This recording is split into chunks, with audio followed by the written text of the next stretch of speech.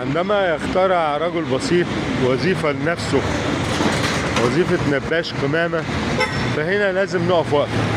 السلام عليكم ورحمة الله وبركاته.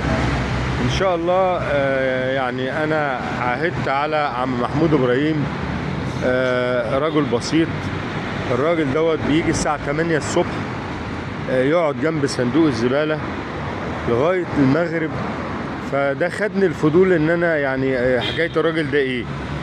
فاتكلمت معاه، لقيت الراجل ده معلم، كان معلم بويا زمان.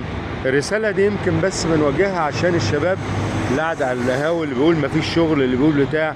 حتى لو كانت الاجر بسيط، اشتغل ما اقعدش في البيت او اقعد على القهوة او انتظر مصروف او كده. عم محمود 76 سنة وكان معلم بويا، ويعني معلم نقاشة وكده، والراجل خلاص ما عادش دلوقتي قادر يشتغل.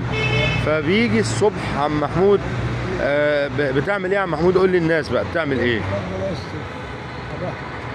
بيلم شوية البلاستيك، كيس اهوت فيه عيش، بيلم عيش من الصندوق، يعني بيلم الحاجات ديت، ويروح اخر النهار يبيع الحاجات، شوية البلاستيك والحاجات ديت.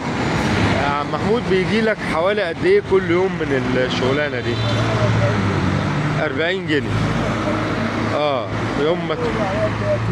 يوم ما تكتر 40 جنيه.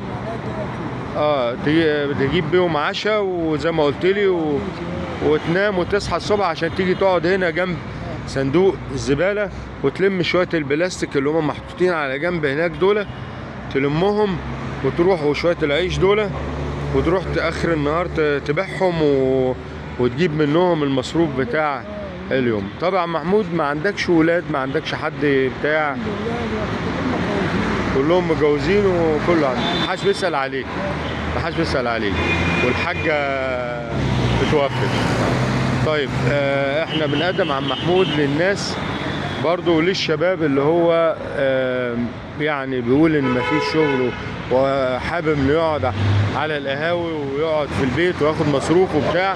راجل اهو 76 سنة، وراجل بيكافح وقاعد عمل لنفسه شغلانة اخترعها لنفسه، اللي هي شغلانة انا سميتها نباش قمامة. الراجل بيدور في صندوق الزبالة ويطلع له 30-40 جنيه كل يوم، يعني يجيب عشاء منهم وبتاع، وقاعد جنبينا. يعني انا بشوفه بيروح القهوه يجيب كوبايه شاي، اللي بيجيب له سندوتش، اللي بيجيب له حاجه.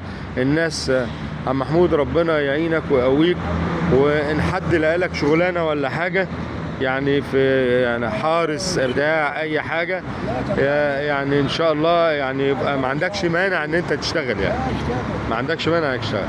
عم محمود متواجد يوميا في صندوق القمامه، اللي هو بيعتبر في اول كورنيش الدخيله، قدام مستشفى موجوده هناك، مستشفى قصر الشفا، في اول كورنيش الدخيله بعد الامن المركزي، في صندوق القمامه اللي موجود. عم محمود موجود من 8 الصبح لغايه الساعه لغايه المغرب، 8 بالليل، يعني لغايه المغرب ما يغرب يعني.